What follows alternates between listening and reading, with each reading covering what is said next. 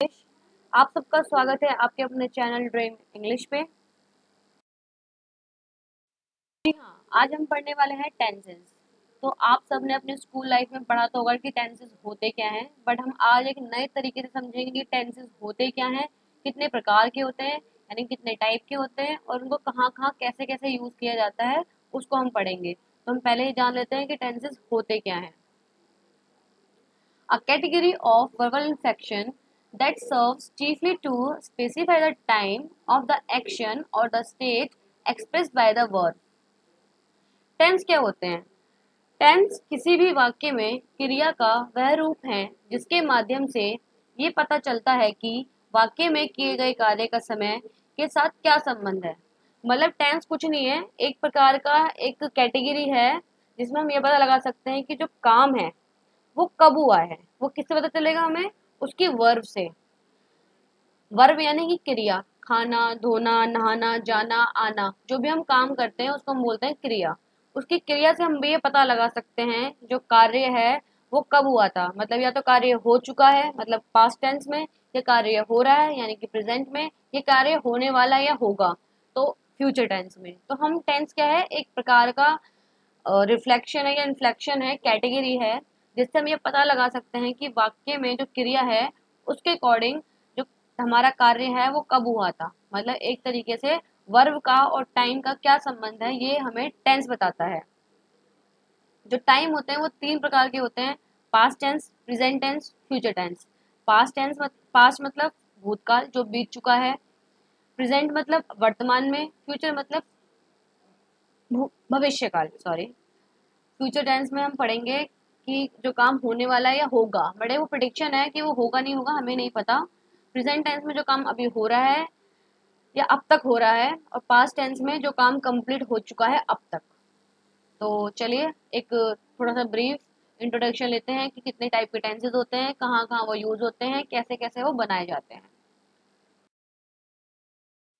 Of tenses, सबसे पहले तो मैं आपको बता चुकी हूँ कि टेंस तीन टाइप के होते हैं: प्रेजेंट, पास्ट एंड फ्यूचर। अब इसमें भी चार चार टाइप होते हैं हर एक के, यानी कि present simple, present continuous, present perfect, present perfect continuous, फिर past simple, past continuous, past perfect and past perfect continuous, future simple, future continuous, future perfect and future perfect continuous. तो हम सबसे पहले बताते हैं कि प्रेजेंट सिंपल टेंस क्या होते हैं।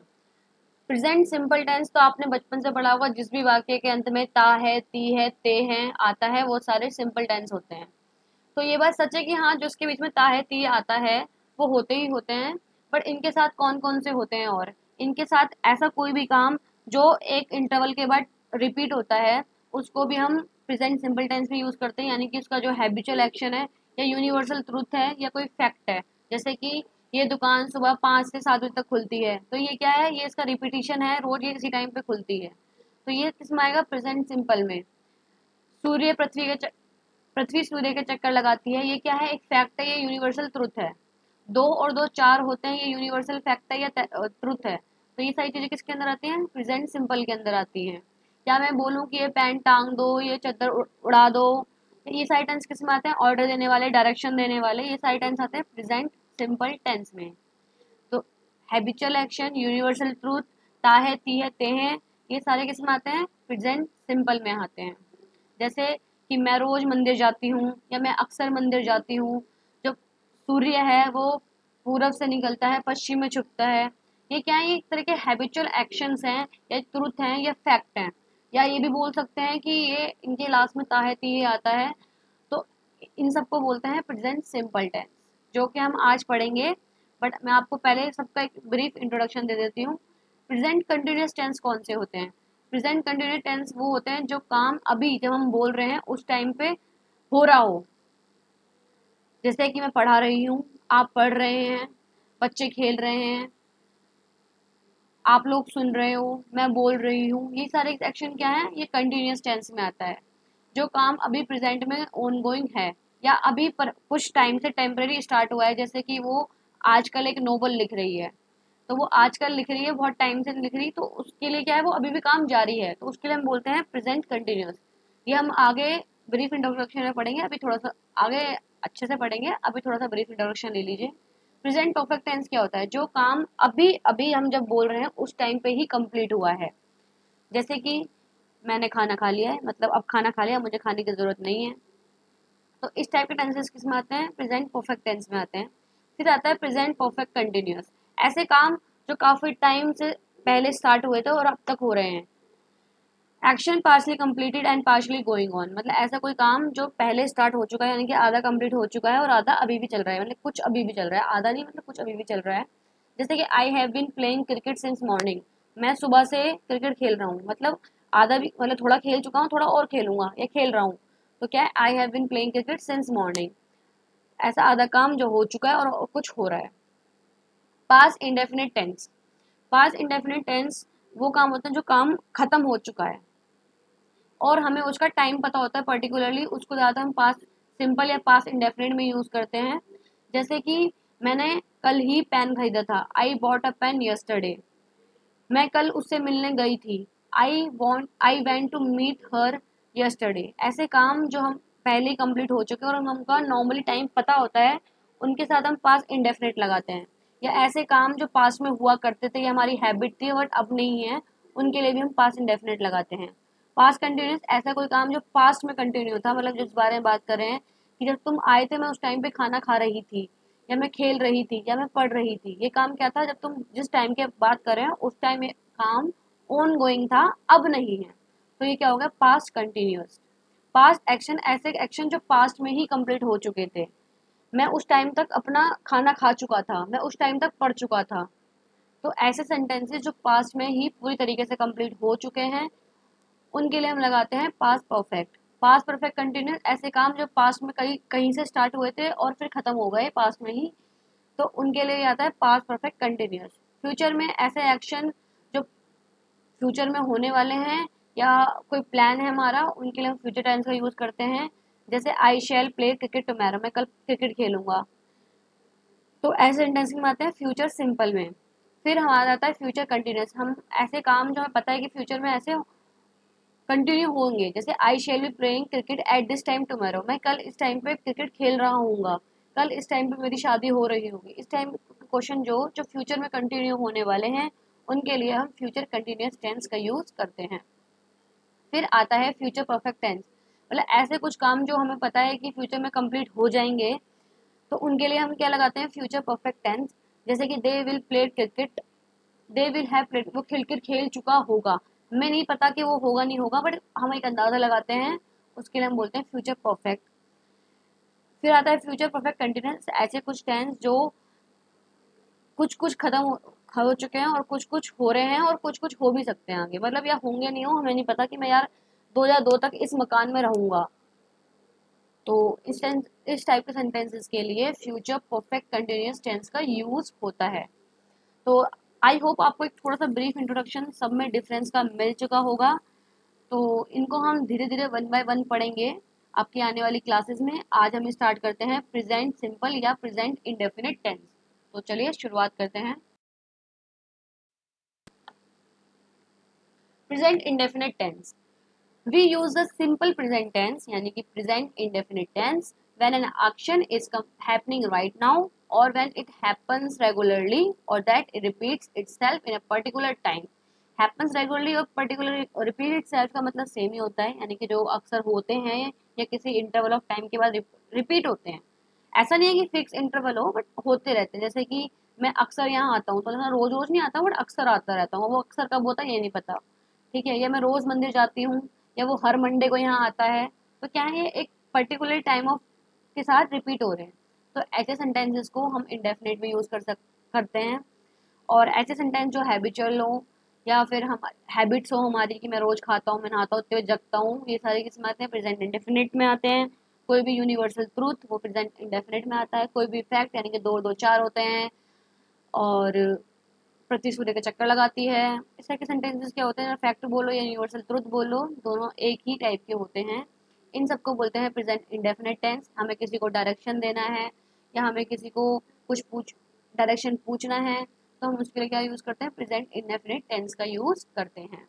तो आइए कुछ एग्जाम्पल देखते हैं। और एग्जाम्पल देखने से पहले हम पहचान लगाते हैं कि ऐसा कोई काम जो वर्तमान समय में होता है और बार बार दोहराया जाता है, जैसे कि वह स्कूल जाता है, यानी कि रोज स्कूल जाता है, वो कल भी गया, आज भी जाएगा, कल भी जाएगा। ठीक है, अभी मैं बोल रहा ना कि छुट्टी करता है तो क्या करेंगे, वो हैबिट है उसकी, उसने छोड़ दिया, उसकी मर्जी, बट स्कूल तो रोज ही जाता है, जाना चाहिए उसे। फिर आता है इन शॉर्ट में हम बोलेंगे कि प्रेजेंट डिफिनेट इंडेफिनेट टेंस कौन से होते हैं। दो चीजों पे ध्यान देंगे कि काम जो है वर्तमान में हो और उस काम को खत्म होने की कोई जानकारी ना हो, यानी कि वो काम रिपीट होता रहता है अपने साथ।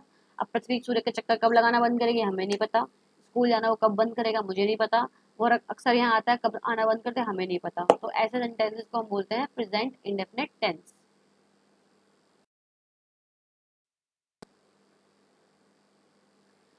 तो हम देखते हैं कि इसको बनाते कैसे हैं। तो हमें पता लगा दिया कि उनको पहचानते कैसे हैं, बट हम पता लगाते हैं कि इनको बनाते कैसे हैं। तो सबसे पहले आता है हमारा सब्जेक्ट। सब्जेक्ट यानी कि जो काम करता है या जिसके बारे में बात की जा रही हो, हम उसको सब्जेक्ट बोलते हैं, हिंदी में इसको कर्ता बोलते हैं। फिर हमारी लगती है वर्ब की फर्स्ट फॉर्म।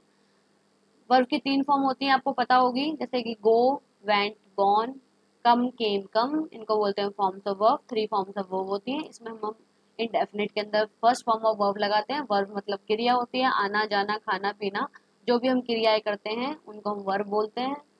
इसके साथ एस और ई एस लगता है, फिर ऑब्जेक्ट लगता है या अदर वर्ड लगता है। ये आपने बचपन से सबने पढ़ा होगा, बट नहीं पढ़ा तो फिर भी सीख लीजिए। सब्जेक्ट यानी जिसके बारे में बात हो रही हो या जो काम कर रहा हो उसको हम सब्जेक्ट बोलते हैं, यानी कि कर्ता। वर्ब माने क्रिया, जो भी हम करते हैं काम उसको हम क्रिया बोलते हैं, उसकी फर्स्ट फॉर्म लगती है। फिर फर्स्ट फॉर्म के साथ हम एस और ई एस जोड़ते हैं, फिर ऑब्जेक्ट लगाते हैं या अदर वर्ड लगाते हैं, आप कुछ भी बोल सकते हैं। अब हमने ये तो पता लिया कि वर्ब के साथ एस और ई एस लगता है, तो एस और ई एस कब लगता है ये जानेंगे हम अभी। तो सब्जेक्ट अगर एक वचन यानी कि सिंगुलर हो तो वर्ब की फर्स्ट फॉर्म के साथ एस और ई एस लगता है, यानी कि जब काम जिसके बारे में बात हो रही है, यानी कि हमारा सब्जेक्ट है, काम करने वाला या जिसके बारे में बात हो रही हो वो सिंगल पर्सन हो या सिंगल चीज हो, तो उसके साथ हम एस और ई एस लगाएंगे अकॉर्डिंग टू द स्पेलिंग। और अगर हम एक से ज्यादा की बात करेंगे यानी कि प्लूरल की बात करेंगे तो हम एस और ई एस नहीं लगाएंगे। चलिए हम कुछ एग्जाम्पल देखते हैं अब इसके। I study in Ramjas college. I study in Ramjas college, मैं रामजस स्कूल में पढ़ता हूँ। मैं रामजस स्कूल में पढ़ता हूँ। आपने देखा मैं ताहे तूहे भी आया है, और ये मेरी क्या है, ये फैक्ट है कि मैं इस स्कूल में पढ़ता हूँ, या हमारे हैबिचुअल एक्शन है, आप कुछ भी कह सकते हो उसे। कुत्ते भौंकते हैं, अब ये क्या है, ये तो यूनिवर्सल ट्रूथ हो गया, यानी कि फैक्ट हो गया कि कुत्ते तो भौंकते ही हैं। तो उसके लिए क्या आएगा, the dogs bark, the dogs bark. वह हर चीज मुझसे पूछकर करता है।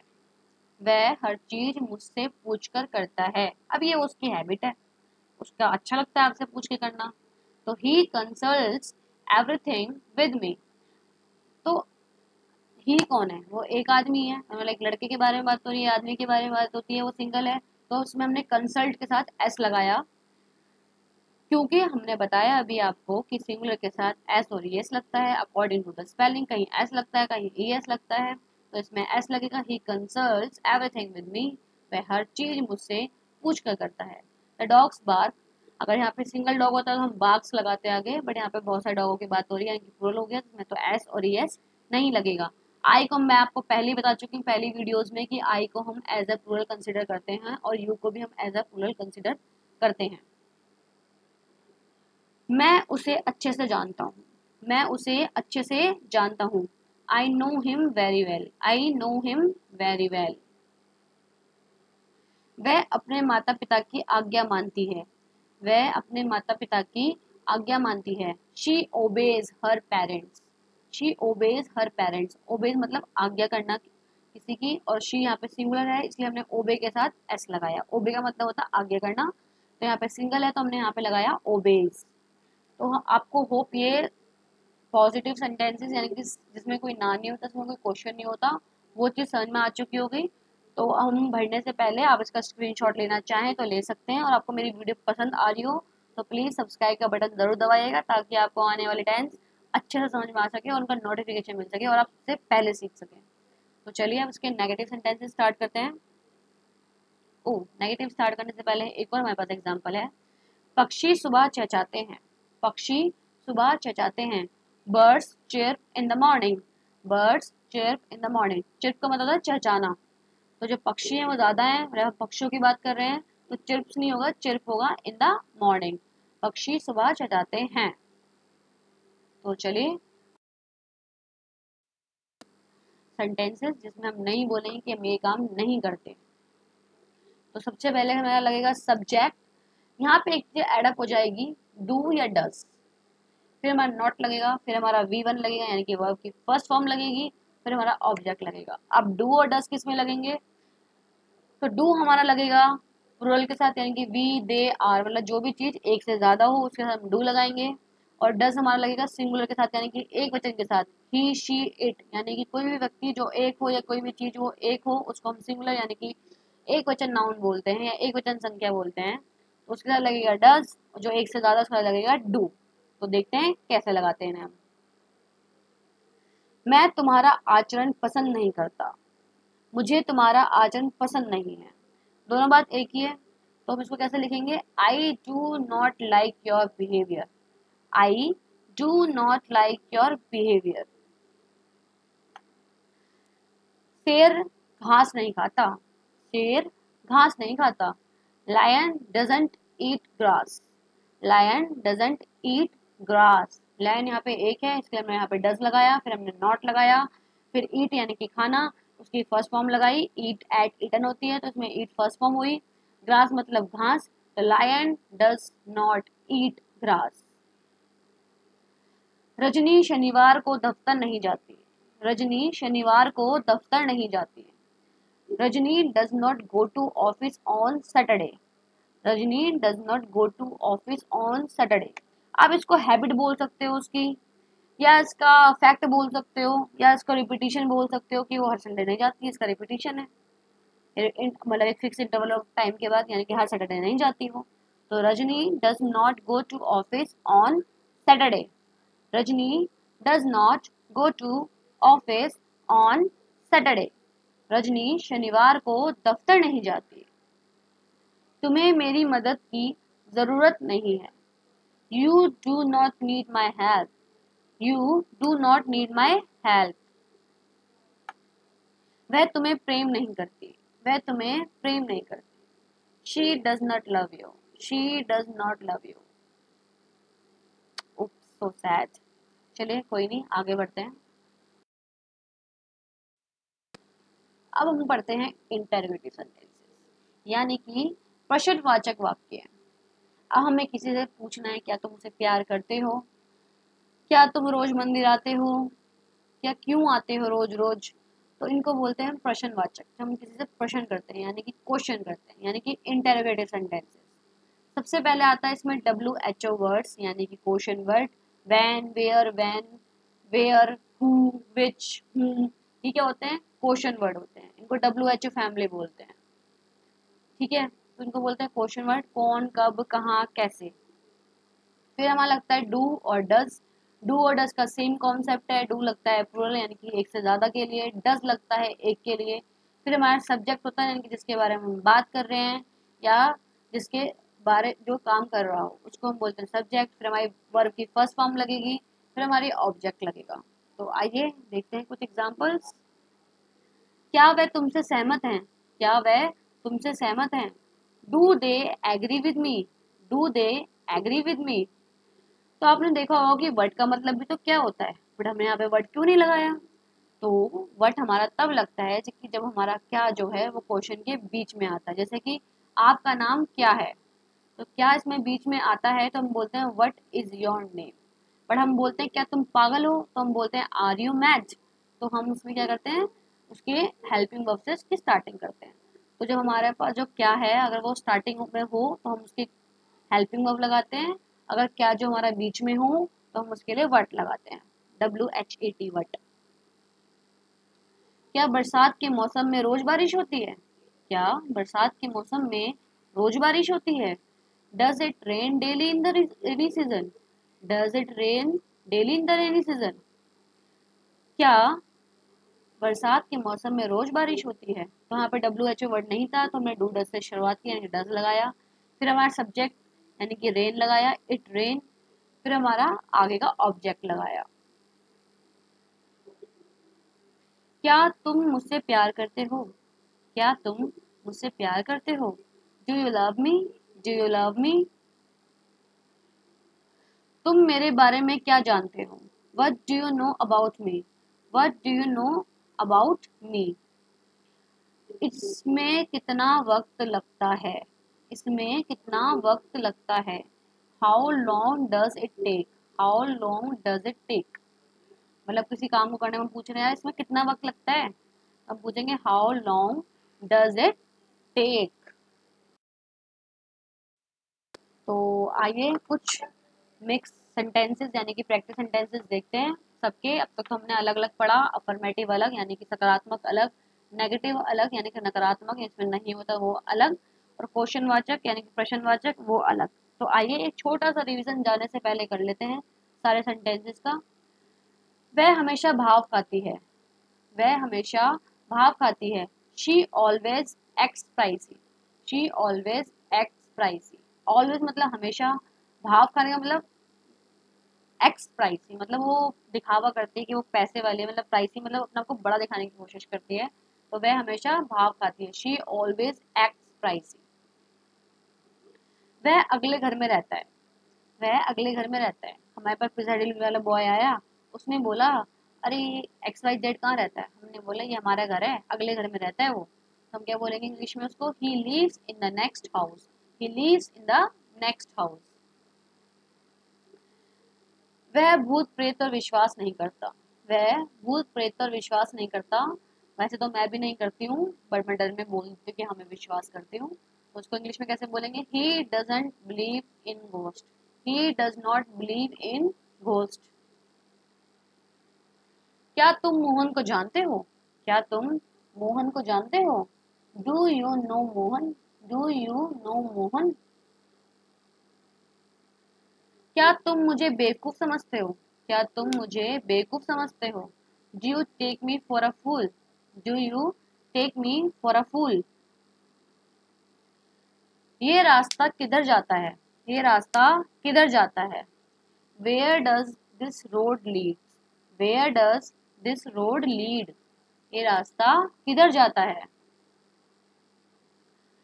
वह बहुत गप मारता है, वह बहुत गप मारता है। ही बोस्ट टू मच, ही बोस्ट टू मच। वो बहुत गप मारता है। आपको मेरी वीडियो पसंद आई हो और आपको शायद समझ में भी अच्छे से आई होगी। अगर फिर भी आपको कोई डाउट है तो प्लीज़ कमेंट में ज़रूर बताइएगा, और प्लीज़ जाते जाते वीडियो को लाइक और सब्सक्राइब ज़रूर कीजिएगा। Thank you.